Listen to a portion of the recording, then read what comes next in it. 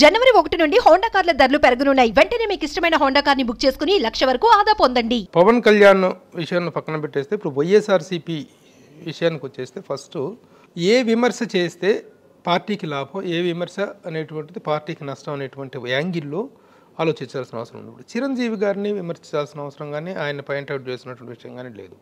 అలాగే మన రజనీకాంత్ గారు ఇక్కడికి వచ్చినప్పుడు వచ్చింది పోయింది కూడా ఎవరికీ తెలియదు. కానీ మీ పార్టీలో నుంచి వచ్చినటువంటి విమర్శలు, తీవ్రస్థాయి విమర్శలు చేయటం వల్ల వైఎస్ఆర్సీపీకి వచ్చిన మైలేజ్ కంటే కూడా అటు వచ్చిన సానుభూతి ఎక్కువ అనేటువంటి అభిప్రాయం ఉంది. ఒక స్పోక్స్ మ్యాన్గా తెలుగుదేశంకి కానీ వీళ్ళకి కానీ వచ్చినటువంటి అపోజిషన్కి వచ్చినటువంటి సానుభూతి అక్కడ రజనీకాంత్ వచ్చింది పోయింది కూడా ఎవరికి తెలిసి ఉండేది కదా.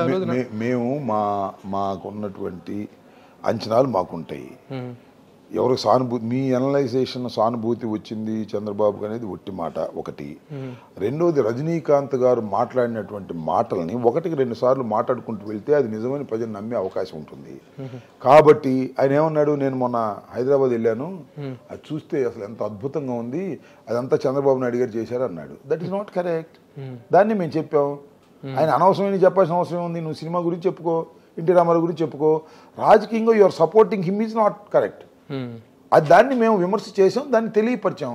దానివల్ల చంద్రబాబుకు లాభం ఉంది, మాకు నష్టం ఉంది, దట్ ఇస్ డిఫరెంట్ మ్యాటర్. అది మీ విశ్లేషణ వేరు, మా విశ్లేషణ వేరు. మేము దానికి సమాధానం చెప్పకపోతే తప్పుగా ఉంటుందని చెప్పాం. అంత ఘాటు స్థాయిలో చెప్పాల్సిన అవసరం ఉంది. చీకేసిన తాటికాయ మొహం వేసుకొని వచ్చి ఇక్కడ అనేటువంటి పద ప్రయోగం సానుభూతి కల్పించింది కదా అంటా. నేను సానుభూతి కల్పించిందని నేను అనుకోవట్లేదు, మీరు అవుద్దు అనుకుంటున్నారు. అది నష్టం ఉంటే మాకే నడవాలి కదా, మాకు అలాంటిది ఇబ్బంది ఏమి లేదు.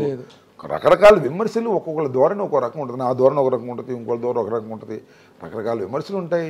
దాని పెద్ద it is not a very serious. రాజకీయాలను మార్చగలిగింది చిరంజీవి గారిని ఏముంది, చిరంజీవి గారిని విమర్శించాల్సిన అవసరం మాకు లేదు. చిరంజీవి గారిని ఎవరిని విమర్శించట్లేదే.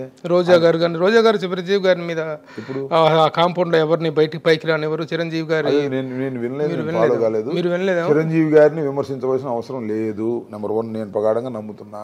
చిరంజీవి గారు రాజకీయాలకు దూరంగా ఉన్నారు, ఆయన రాజకీయంలోకి లేరు. ఇప్పుడు ఆయన సినిమాలో ఉన్నాడు, ఆయన సెకండ్ ఇన్నింగ్స్ స్టార్ట్ చేసుకున్నారు, సినిమాలు చక్కగా వస్తున్నాయి. మొన్న కూడా నేను వాల్తేరు వేరే చూశాను, అద్భుతంగా ఉంది.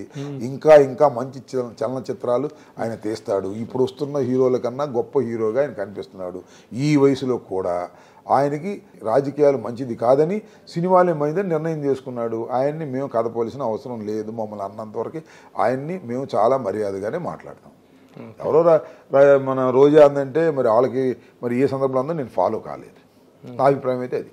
ఇప్పుడు ఎవరు వ్యాపారాలు చేసుకున్నా ఏం చేసుకున్నా వాళ్ళ వృత్తి అనేటువంటిది మాత్రం వాళ్ళు చేసుకోవాల్సిన బాధ్యత ఉంది. ఇప్పుడు రాజకీయాల్లో సొంత వ్యాపారాలు, సొంత ఇవి లేకుండా రాజకీయం చేస్తున్న వాళ్ళు ఎవరూ లేరు. ఎవరు వ్యాపారాల వల్ల రాజకీయం.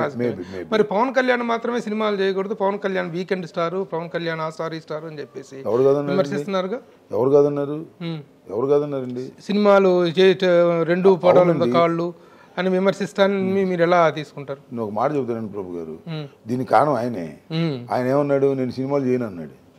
గుర్తుందా? అవునన్నాడు. మళ్ళీ ఎందుకు చేస్తున్నాడు అని మా పాయింట్. అంతే తప్ప నువ్వు సినిమాలు చేసుకో. ఎవడు కాదన్నాడు? సినిమాలు చేయి, రాజకీయాలు చేయి, నేను 2 చేస్తాను. నేను సినిమాలు చేయని శపథం చేయటం ఎందుకు, మళ్ళీ సినిమాలు చేయటం ఎందుకు? అది నా పాయింట్. ఇక్కడ అక్కడ మాత్రం గతంలో అనౌన్స్మెంట్ చేశారు. ఎందుకన్నాడు? అసలు జగన్మోహన్ రెడ్డి గారు సక్రమంగా పరిపాలన చేస్తే నేను అసలు రాజకీయాల నుంచే దూరంగా ఉండి సినిమా చూసుకుంటానని చెప్పాడు ఒక సందర్భంలో. అంటే ఎవరికి సక్రమంగా చేయాలి అయినా ఆయన చెప్పినట్టు చేస్తేనా?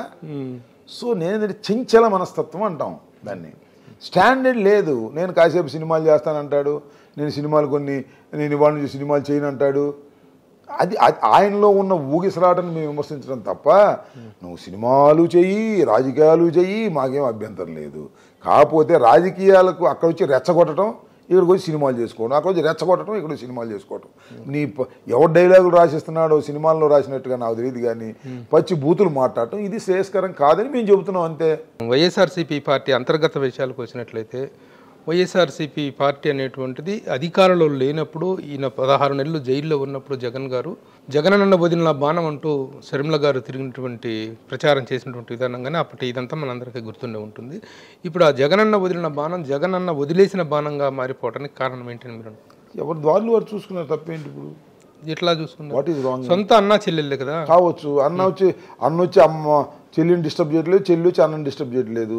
ఎందుకు మీకు బాధ? మాకు బాధ ఏంటండి, ఎవరికైనా బాధ చెల్లెళ్ళ అనుబంధం కావచ్చు. రాజకీయాలు వేరు మార్గాలు కావచ్చు. అన్న చెల్లెళ్ళే ఒక వరలో మిమ్మల్ని లేనప్పుడు ఒక వర ఇక్కడ ఉంది, చెరుకు వరలో ఉన్నారు వాళ్ళు. ఆమె తెలంగాణ ఉంది అని తెలంగాణకి ఎందుకు రావాల్సి వచ్చింది అని వచ్చింది, రావాలనుకుంది, వచ్చింది. ఆమె ఇష్టం, ఆమెకు స్వేచ్ఛ ఉంది. అన్న చెల్లెల మధ్య విభేదాలు ఏర్పడటానికి విభేదాలు అని అనుకోమాకండి. నేను చెప్తున్నా విభేదాలు అని అనుకోవద్దు.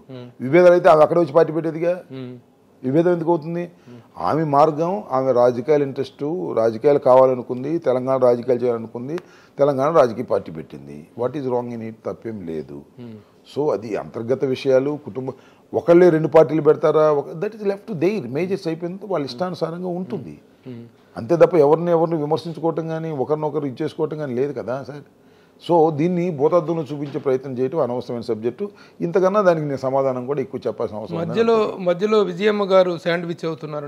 సరే, ఇవన్నీ అంతర్గతంగా ఏవో జరుగుతుంది, దాని గురించి పెద్దగా మనం చర్చించాల్సిన అవసరం లేదు. అంతర్గత విషయాల జోలికి ఇంకింతకు మించి నేను వెళ్ళదలుచుకోలేదు. కాంగ్రెస్ లో చేరుతున్నారని చెప్పి అదే దట్ ఈస్ లెఫ్ట్.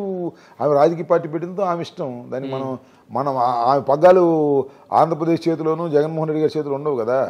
ఇక అది జరుగుతున్న పరిణామాలు, దీని గురించి పెద్దగా నేను I don't want to comment. నేను అందరూ బాగుండాలని కోరుకునేవాడిని. విజయమ్మ గారు, షర్మిలమ్మ గారు, జగన్మోహన్ రెడ్డి గారు, రాజశేఖర రెడ్డి గారి కుటుంబం అంతా బాగుండాలని కోరుకునేవాడిని. సో అంతకన్నా I don't want to more comment చేయను. ఇంకా అంటే అందరూ ఏకంగా ఉండాలి, అందరూ ఇదిగా ఉండాలని కోరుకునే వ్యక్తి. బాగుండాలి అన్నాను. ఏకంగా ఉండాలంటే పెళ్లి అయిపోయిన తర్వాత మా చెల్లెలు మా దగ్గర ఉండట్లేదు. అందువల్ల ఇంకా దాన్ని లాగొద్దు, మీరు వదిలేసేయండి.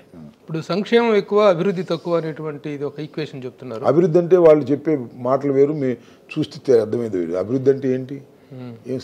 ఏమండి 11 ప్రతి జిల్లాకి ఒక మెడికల్ కాలేజ్ కడుతున్నారు. ప్రతి ఊర్లో ఒక సెక్రటేరియట్, ఒక వెల్నెస్ సెంటర్, ఒక రైతు భరోసా, ఇన్ని కార్యక్రమాలు జరుగుతున్నాయి గ్రామాల్లో. అభివృద్ధి అంటే హైదరాబాద్లో పైకి పెరిగిపోవడం అభివృద్ధి అనుకుంటున్నారా? వాళ్ళ తలసరి ఆదాయం ఏంటి? ఆంధ్రప్రదేశ్ తలసరి ఆదాయం నెంబర్ 1 ఉంది. ఇది అభివృద్ధి కాదా? సో ఇవన్నీ మాకు వచ్చిన ప్రాబ్లం ఏంటంటే, ఈనాడు, ఆంధ్రజ్యోతి, ఆ పేపర్లు కొన్ని వ్యతిరేకం కాబట్టి వాళ్ళు ఏం జరగట్లేదు అని రాస్తుంటే జనం చూసి అది నమ్ముతున్నారని అనుకోమాకండి. జనానికి వాస్తవాలు తెలుసు. కానీ గతంలో ఎప్పుడైనా పత్రికల పట్ల ఒక అసంతృప్తి ఉంటే ఆ అసంతృప్తిని లోపాయకారిగా వ్యక్తం చేయటం అనేటువంటిది రాజకీయ నాయకులు చేసేటువంటిది.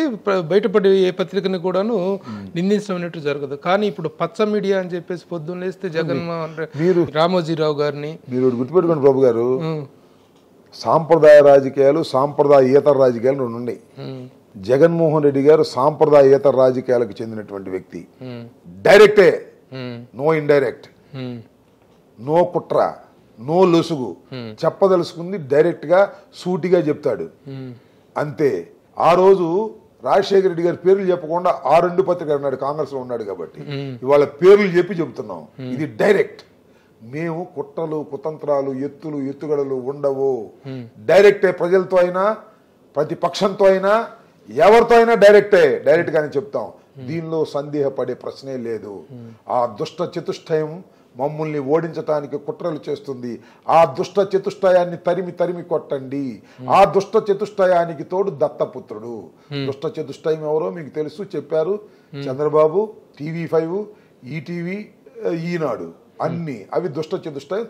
దత్తపుత్రుడు కట్టగలుసుకొచ్చి వచ్చినా కూడా మేము సమాధానం చెప్తాం. డైరెక్టే. ఇంకా ముసుగులో గుద్దులాట ఎందుకండి? తినబోతూ రుచి దానికి శత్రువుని ఎక్స్పోజ్ చేయకుండా ఎందుకు ఉండాలి? That is Jaganmohan Reddy straight fight. అది ఎందుకు ఇలాంటి ఒక అనారోగ్యకరమైన వాతావరణం ఎందుకు అనేటువంటి ప్రయత్నం కానీ జగన్మోహన్ రెడ్డి గారు రాధాకృష్ణతో ఆరోగ్యకరంగా చేయమంటారా? రామోజీరావుతో ఆరోగ్యకరంగా చేయమంటారా? ఆరోగ్యంగా చేయదు. వాళ్ళు the part and parcel of Chandrababu. TV5 వెళ్తేయండి, చంద్రబాబుకు ఉన్న టెంటికల్స్ వీళ్ళందరూ వెళ్తే ఉంది సార్. వీళ్ళతోనే మా అసలు ఫైట్. మీరు చంద్రబాబుతో అయితే ఉఫ్ఫని ఊదేస్తాం, వీళ్ళందరితో వీళ్ళతోనే ఫైట్ అని చెబుతున్నాం కదా మేము. ఆరోగ్యకరంగా వాళ్ళతో మాట్లాడి వాళ్ళు పత్రికా రూపంలో ఉన్నటువంటి పచ్చ చొక్కాలు వేసుకున్న వ్యక్తులు సార్. రామోజీరావు జీవితం అంతా చంద్రబాబుని గెలిపించాలనేటువంటి తాపత్రయంతోనే ఉన్నాడు. రాధాకృష్ణ సంగతి మీకు తెలియదా, నాకు తెలియదా? అన్నీ నేను చెప్తున్నా. డైరెక్ట్ సామరస్యం లేదు, ఏమీ లేదు. ఆ సామరస్యం అయితే మమ్మల్ని రోజు వచ్చి మింగుతారు వాళ్ళు. వాళ్ళ శత్రువులు అంతే డిసైడ్ చేసుకుని వాళ్ళతో వెళ్తాం. శత్రుత్వం దాని తప్పే ఉంది. ఇంకా పొలిటికల్ శత్రుత్వం అంతే, ఫినిష్.